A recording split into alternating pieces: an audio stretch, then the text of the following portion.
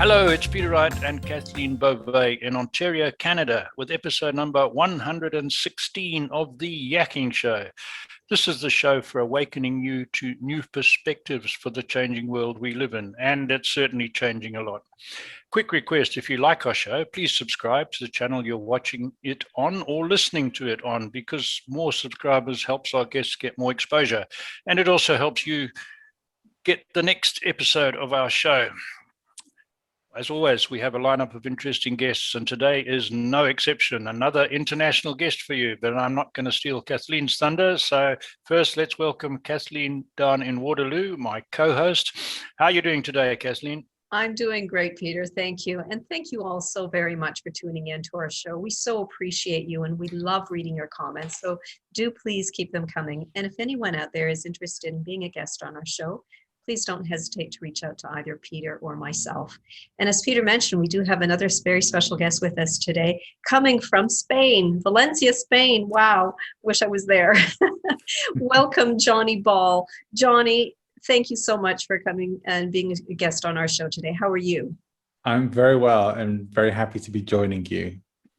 Now, you are a coach, you're a speaker, you're a mentor, you're a podcaster. Can you give our audience a little bit tell us a little bit about your background and how you became a coach and speaker? For sure. Well, not everybody who knows me knows this, but for around 12 years, I was a flight attendant with a very well-known airline. And whilst I was doing that job, I had a lot of fun, but I knew it wasn't what I wanted to do forever. And I met a lady who was a coach, and she told me all about coaching, and I had no idea that that could be a real job. And oh, that's interesting. I love psychology. I love helping people. This could be right up my street. So then I started training as a coach and really got the bug for it. So that would probably be almost 20 years ago. Wow. And on that journey, then I discovered training and speaking and got inspired by an incredible lady called Dr. Johhny to do public speaking and to get on stage myself as a trainer, having seen how good she was at it and still is. And that has been my journey ever since. And now I love speaking, not just speaking professionally, but teaching other people how to do that and how to improve their own personal and professional speaking. Excellent. Wow. And Johhny, I know from looking at your website, you do your own courses, but you also do online courses on behalf of T. Harv Eker. I think that's how you pronounce it. And, yes. And I know I followed him for a while a way back, and for some reason I'm not on his mailing list anymore, or whoever's doing his stuff. But so of course I recognize the name. He was a big name and probably still is in personal development. So tell our audience a little bit more about that connection. I first encountered Harv, I think back in, would be around 2004, 2005, where I just happened to find his book in a bookshop in Boston. And I liked the look of it. It was purely a random choice. And when I picked up the book, 2 tickets to one of Harv's events fell out of it. And I tried desperately for several years to get to one of his events in the US, but could never make my schedule match up. So right. I had to wait until he did his very first event in the UK to actually get to meet Harv and see him in action.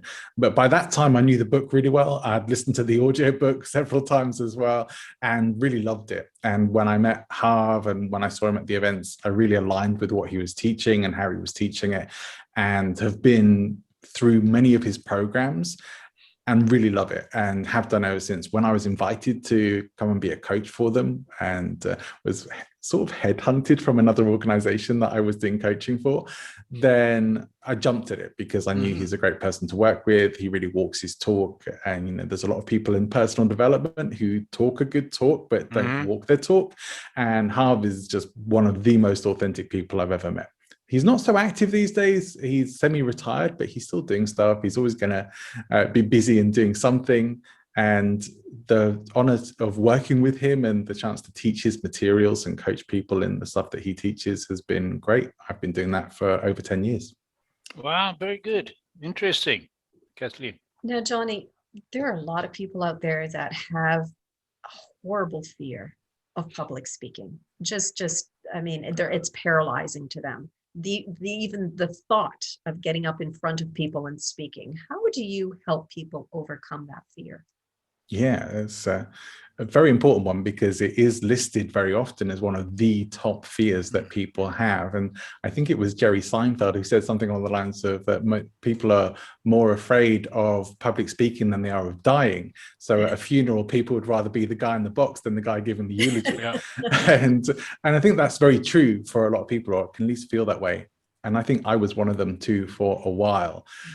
The thing that ultimately gets you past it is just doing it. And doing it in safer environments. So I have found organizations like Toastmasters International to be very, very helpful in just being able to get up in front of other people and start speaking.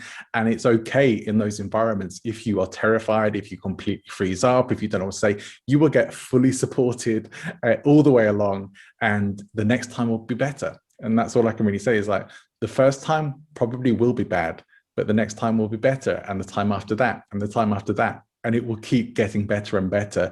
That has been my experience and the experience of just about anybody I know who does any kind of public speaking work. No, you're absolutely right. And I did the same thing. I was petrified. I was a farm boy and very, very shy, petrified of opening my mouth. And then I did Toastmasters for a number of years, and it helped me tremendously. And since then, I've spoken to large audiences. So you're right. It certainly helps. Talking about Toastmasters, they're great on speaking competitions. And I note from your website, you've won a number of big speaking contests, right? Not just Toastmasters. I've won some, yes. I've won some. So has that helped along the way, both for your confidence and also for business? Not really. It's fun. It's fun. And it's nice to get the recognition in those sorts of areas. And everyone loves being appreciated and recognized. But professionally, no, I don't know that it really makes that much difference, other than being able to say that you are a prize-winning or award-winning speaker. Very few people ever ask what the prizes or awards are that you've won. I'm not sure they actually mean that much to people outside of those organizations. But it's nice. And competitive speaking, it's a bit of a different ball game to professional speaking. There are different elements of it and different reasons why people do it. Yes, yeah. But certainly, I found, and people in our clubs that I was involved in found that it did push them to another level from speaking at your club. If you're not speaking professionally or for your career, speaking at the club, going up to a provincial or a national competition certainly raises the bar a little bit for you. Well, yes. Yeah, good one. So on your website, you mentioned the art of ethical influence in communication. Can you explain that? I can. I have always really cared about being authentic and ethical in the things that I do. And I know that not everybody in my industry is. And that's one of the things that is truly important to me. It matters that what we say and what we do is within an ethical framework. There are many people out there who teach the art and skill of persuasion and influence, and it's not always taught with an ethical framework. And the reason why I do that is because it's something that can be used negatively or positively. If you read something like Robert Cialdini's book on influence, or any of the experts like Robert Greene as well, and more besides, you could apply those tools for anything you want to do. The tools themselves have no morality. They have no ethical framework, only the person using them. And so I would prefer to teach and talk about those things within an ethical framework, and to encourage that the people who I like to work with also want to do that. I don't want to be teaching people who are going to go out and use and abuse these tools just to get what they want. Yeah. And unfortunately, there are quite a few of those who use those tools expertly to manipulate people. So that's good to hear your take on that one. Something I wanted to ask you, and I've noticed, and you probably have, being the expert, that the COVID situation, forcing more people online, has highlighted poor communication skills in a lot of managers and people who should be talking to their customers, their staff, people in their organization, whatever. Have you seen this, and is there a way to improve that? Yeah, I would say I have seen that. And I would also say some of the things that have been cropping up this year have been signals that communication is becoming much more of a focus for people than it has been before, even with the advent of sites like Clubhouse now, which is primarily a speaking channel for people. You can't have video, you can't really have too much direct or text interaction on there. So it really is just being able to speak.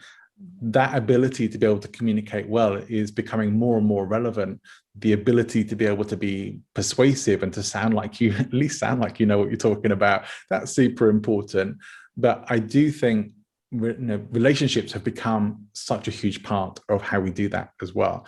And if you're anything like me, you'll have noticed in the world of marketing that things have moved very much towards more relationship marketing as well, that people want to work with and communicate with people who they like, who they trust, who they feel they can have a relationship with. They don't just want this sort of slick, everything looks good and flash and all these great big promises, but not necessarily the substance that goes with them. People care more about those things now. I think things were heading in this direction, and I think quarantines and the likes have accelerated all of this, and also concerns about mental health and the need how much we need each other. As much as we might sometimes like being introverted and having time by ourselves, we still need each other. We still need to communicate. Even the most introverted people I know still need some human connection. And we've been deprived of that so much that it has probably become a bigger focus because of that. You miss it when it's gone. Yep, very much so. In speaking about communication, is there a difference in how people communicate in person versus virtually? Not always. Is the message, I guess, relayed the same way? I know you're seeing the person on the screen versus in person, but are there elements that just don't translate well virtually? There are some differences. I am perhaps in more of a privileged position than many people, that I have been working online mostly for over 10 years already. I didn't have to make any big adjustments with all of this. My whole operation is set up for me to be able to do most of my work online. I've been doing online training, online group coaching, online one-to-one coaching for all this time. So really, other than some speaking events, some live speaking events, there hasn't been that much of a change for me. In terms of how you communicate differently, not necessarily everyone does that, but probably they should. There are differences. There's a very different energy when you're in a room with somebody to what there is when you are on a virtual meeting with them. And ideally, you want to compensate for that in some way, which probably means you do at least a little bit need to raise the bar on your energy when you go into these meetings. People talk about Zoom fatigue. We've heard that a lot. Yes. And I don't really think it is that. I've been in Zoom meetings where the time has just flown by and I could go another several hours. I was in a conference not that long ago for Podfest, and I could have gone on as much of that as possible. I didn't get any fatigue whatsoever because it was interesting. The speakers were interesting. They were engaging. They were entertaining. They knew what they were doing. That's very different to people who are really just going on there and talking. Some people want to hog the microphone. Some people aren't managing those meetings very well. Zoom fatigue is really more down to boring or badly managed meetings, I think, rather than anything else. So sometimes you have to take that energy up. I think that does get to a point where like not another virtual meeting, but I think those are the things that really contribute to that more than anything else. Right. I think perhaps what I was looking at was more people who had done very little virtual communication before. So managers in corporations who are used to having a live sales meeting every Friday, for instance, having to make that switch to Zoom or another platform. I think some of those don't make that transition very well or very effectively. Yeah, I would agree. I mean, I don't really work in those environments, but I certainly have some clients who do. And yeah, I hear all sorts of different things about those meetings. But for the most part, I see that people have been taking these in positive directions. It may take them a while to get there, but often they're finding doing the virtual meetings is making people more efficient. They're not really wasting so much time in the meetings, getting there to actually talk about what they're doing, not having to wait for somebody to turn up and just starting to have the meeting, and they can record it if they really want to. So I think there's a lot of big advantages to this that many people who I know are going to keep doing the virtual meetings afterwards, even when they can have them in person, because it's cutting down a lot of wasted time in their organizations. Sure. And if you're talking salespeople, that's expensive time as well. exactly. Right? They could be out there meeting customers Yes. and don't have to drive back to head office every Friday or whatever. So savings as well. I know there was something else Kathleen wanted to ask you. Well, you already touched on this, Johhny, because you do most of what you do, training is all done online. But as a speaker, has COVID affected your business in any way? A little, yes. Certainly when it first hit and everything started to shut down, some clients and some bookings went away, and even some of the stuff I don't get paid for that I just couldn't do. So yeah, it affected how I could do things, but some of it was positive as well, because I really threw myself into content creation at that time to keep myself busy and take my mind off it. I didn't want to waste my weeks away on Netflix and see how much of that I could get through. I really decided that I could make this an opportunity for me to get more creative and start putting out more online content, and working on online courses and programs, and even some more speeches for the future. I got to work on a big keynote that I have, and a number of other projects. Probably overcompensated a little bit sometimes, but for the most part, it's been very productive time for me. Excellent, very good. You're talking about working on your courses. Tell our audience what you do offer. I know, what courses do you offer, Johhny?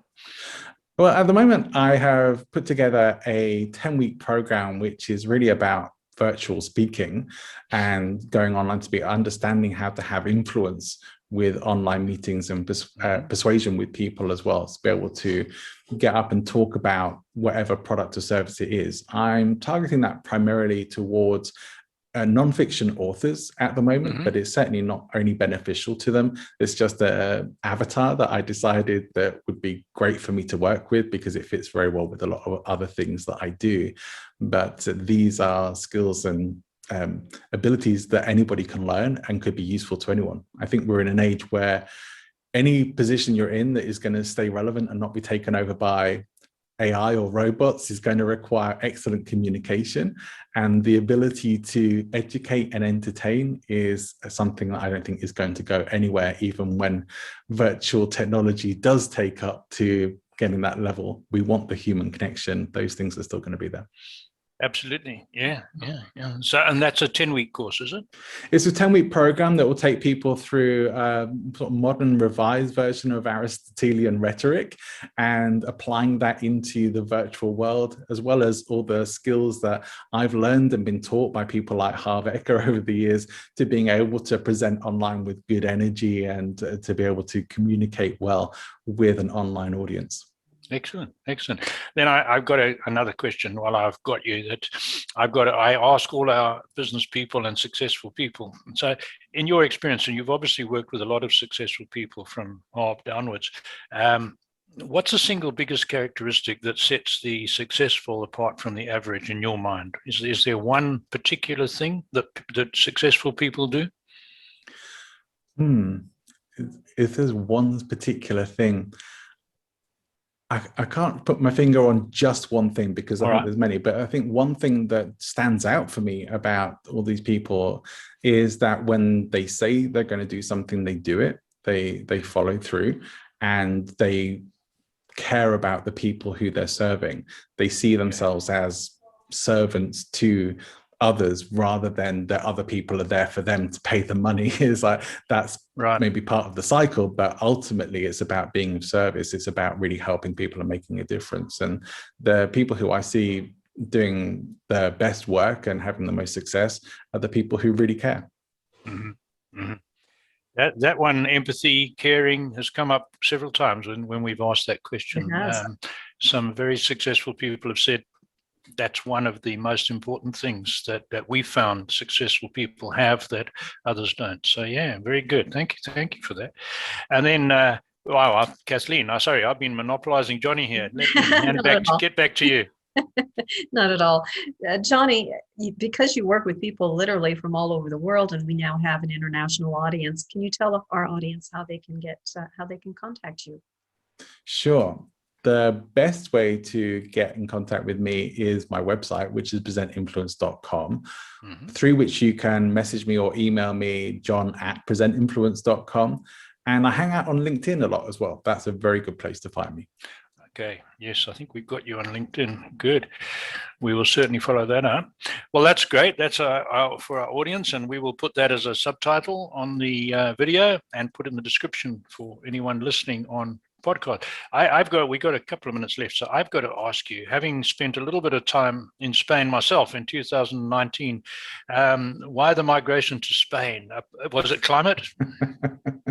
I mentioned about having been a flight attendant for a while. So yes. I had a pretty full career as a flight attendant before doing all of this. And I traveled the world. So I've seen many, many countries, but I realized after that career that I had never lived in another country. I decided that I was probably going to become a bit of a digital nomad. And Spain was the first place that I was going to stay, maybe for a year or so. And nearly 9 years later, I'm still here. So, so you can see how well that went. But I love Spain and fell in love with it, and been very happy here. I've got married here. My life is here. Yeah. Lovely. And climate in Valencia? It's a lot warmer than where we are in Canada, I'm sure. Well, maybe. It hasn't been so great lately. It's been an unusually wet year so far. Read that. Although today is now sunny. It started off wet this morning. Now the sun is out. It's a strange April for us. This is the time of year where things are starting to get really warm, but unfortunately we're still needing to have thick coats on and put the heating on some evenings. Yeah. So we're not alone. We had snow a week ago. Last Wednesday, we had, where I am, we had 3 inches of snow, which was late for us. We rarely get it this late in April. So. We don't ever see snow here. No. They occasionally get it right in the north of Spain, don't they? Up towards the mountains in the Pyrenees. They do. That bit closer to England, where I'm from. Yeah. And early this winter, one part of Spain got a lot of snow. I can't remember where it was. Was it Madrid? Somewhere got snow. And oh gosh, yeah. That side of the country, they had a lot of snow. Right. They're having to dig people out. Yes. Yeah, unusual.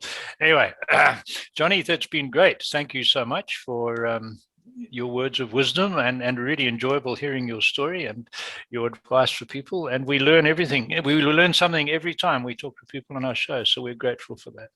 Yes. Thank you. Kathleen. Thank you so much for joining us today, Johhny. We really appreciate it. And thank you all so much for tuning in to our show. We so appreciate you. And again, we love reading your comments, so please keep those coming. And if anyone out there is interested in being a guest on our show, please don't hesitate to reach out to either Peter or myself. And until next time, take care, everyone. Bye-bye. Bye.